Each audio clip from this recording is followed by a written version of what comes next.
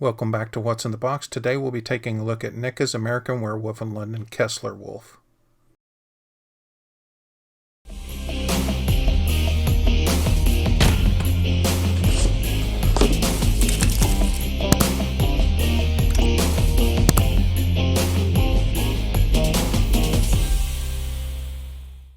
Alright, so now I can show you what's in the box for this Kessler Wolf from American Werewolf in London. This is one of my most highly anticipated figures of the year. Well, last year, depending on which shipment allotment you got. Shipping has been crazy due to the whole, COVID thing and all that. But I happened to get this in the later allotment, sadly. And as collectors, you just have to get what you get when you get it sometimes. But right out of the box, it's a pretty solid figure. And I'll get into the details on the breakdown right now. The figure is quite large. The box itself is a good 10 inches square. As you can tell by the size of my hands, it's considerably big. A lot of the photos in hand don't make it look all that large, but a lot of people are holding it like this, and but you really need sort of this hefty kind of lengthwise view of him to really understand how large the figure is. On his hind quarters, he's probably 10 or 11 inches tall. Generally, I'm a little iffy about figures with sculpted fur. It's tough to capture in a sculpture and in a toy just because of tooling and various other factors. Neca did pretty well here. The fur is fairly short throughout the body, but you do get these tufts that come off the backside. You have a small little swish of a tail, and then you have some extra fur coming off at the elbows. All done fairly well. Again, it's a tough thing to capture in figure form. Now, it does sort of break down around the neck. Of course, the character in the film has sort of this lion's mane around the sides and lower part of his neck. And due to articulation, they kind of did this rubber piece that fits up against the head and neck in between to allow for articulation. That part bugs me a little because, to be honest, it looks a little less like fur and more like strips of cloth. But you're just going to have to kind of deal with that, because otherwise you just wouldn't have much articulation at all. You'd have a pretty unseemly gap there between head and body. So they did what they had to do. Paint job overall on the body is a mix of dark browns, medium brown, and some gray. You actually get bits of gray, especially when it's going into his feet. And by the way, those are painted quite well. The claws have a nice double paint job on those. So they're a basic sort of cream color with a darker color at the nub of the nail. And then the feet are gray with a few detail washes in there, both light and dark. So they've captured him pretty darn well. Of course, the big thing that would sell this figure are the heads. And they really do nail that look. Like 100%. They've hit the nail on the head with the look of those heads. They capture him really well. Rick Baker was the effects creator on this film, and he had given the character of the Kessler Wolf an extreme brow line. And it was never meant to change or even be animated, because he knew it would be on screen for only a few seconds. And so it was meant to give an impression. Most likely the same with the teeth. Very few werewolves actually had teeth like that back in the day. And they were just, jutted out at a very hard angle and were very large. And you could tell that once he transformed, he was in fact a massive predator. And like I said, they just really nailed it. The look in the eyes, the eye color even, the shape of the teeth and the mouth, the growling face, the closed mouth. It's all done really, really well. As a matter of fact, I have Rick's book here called Metamorphosis, and there are a number of chapters in this. Well, not chapters, but a number of pages dedicated to this. And you're able to see just how easily Neca captured this whole thing.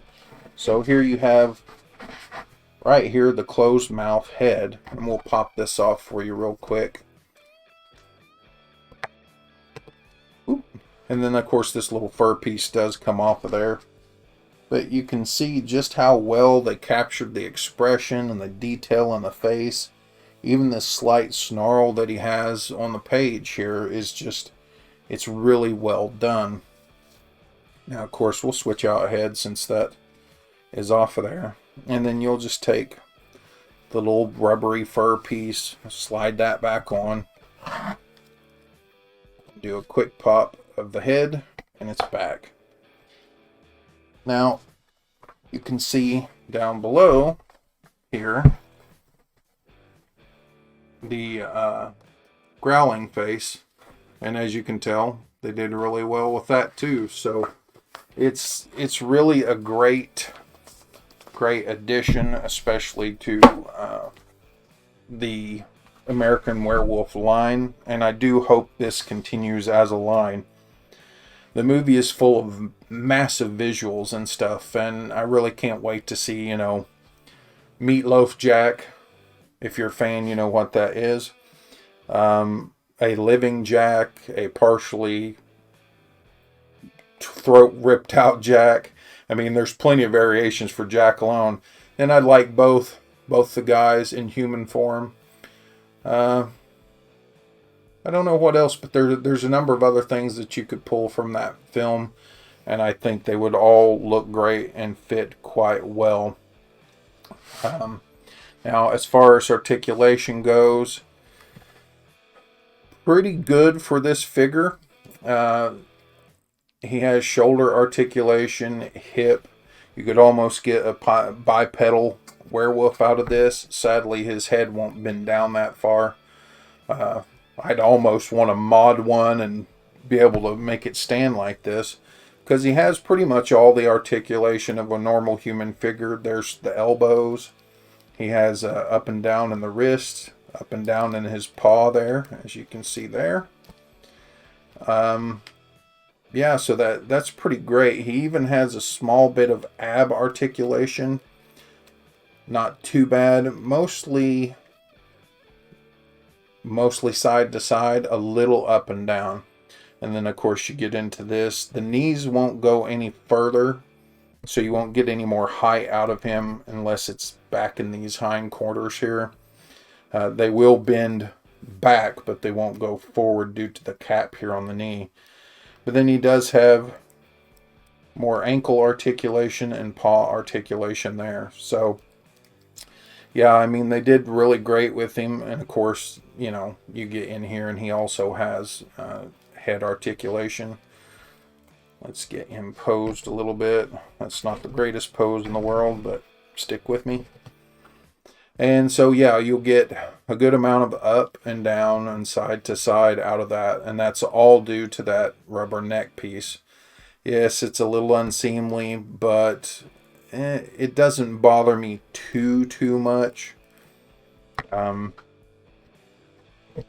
I think you'll find it okay yourself. He's a little bit lower than I'd like him to be, so let's see if I can get him up here some. It's not the easiest thing to get him in a proper pose, just because of how the arms are positioned. It takes you a little bit to futz with him and kind of get him going. But yeah, sadly he doesn't have any accessories, but to be honest, what are you going to give this character accessory wise? I mean, if I was to, fanboy a little bit, I would give him the police chief's decapitated head.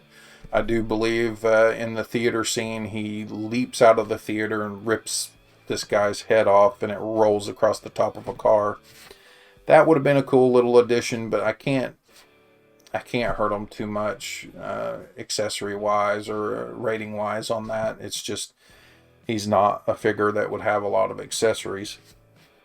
But yeah, I think it's really great. I enjoy the look of it. He does have a lot of shelf presence and stuff, so I think you guys will get a kick out of that, and especially the double heads there. So how would I rate this figure overall? To be honest, he's quite nice looking. He has a variation of color in the fur. His feet are a nice gray with the claws being a cream color. And the face is as accurate as it could possibly be. The mouth, nose, and eyes are all glossed up. Matter of fact, the nose is a little more satin compared to the others, which is a nice touch. You even have a bit of blood on the teeth here, which you could probably spruce up a tiny bit if it wasn't quite red enough. But yeah, there's really no complaints appearance-wise. I mean, you could get nitpicky with this neck here, but it's not too bad, and we'll get to that in articulation. But for appearance, I think I'll give him a 5. Now, when it comes to articulation, he has pretty much the same amount of articulation as a standard action figure in human form, except here, a werewolf. Now, the abs were a little iffy. They're tight, but they're there. And I think you could work him around to where he would have a good amount of articulation. The neck is probably the sticking point for me in this figure. It's fairly unseemly. I still understand it. I understand that they couldn't do anything else, or you'd have no articulation in the head at all. But it does kind of look a little So between the abs being a little bit limited and the neck being a little unsightly, I'll probably give it a 4 articulation. Now, accessories, well, what can I say? There are no accessories. But do I rate it a 0 because of that? Well, I can't really rate it a 5 either. But I will rate it a 0, but not a bad 0. This figure doesn't really need any accessories. It shouldn't come with a lot of stuff. So I can't grade it on the amount of accessories. I can't grade it on a limitation of accessories. So, yeah, truthfully, honest reviewer here, I'm going to give the accessories a pass. Yeah, I said it.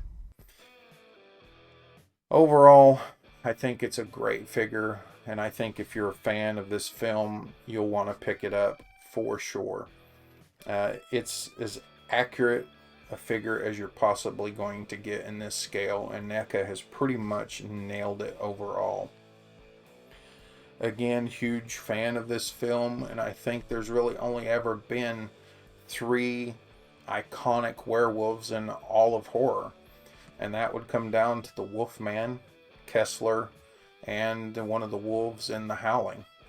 So if you need to pick this up because you're a Wolfman, werewolf fan, do it. Go out and get it. I think he's $49 ish, and then a little shipping. But I don't think you'll regret it at all.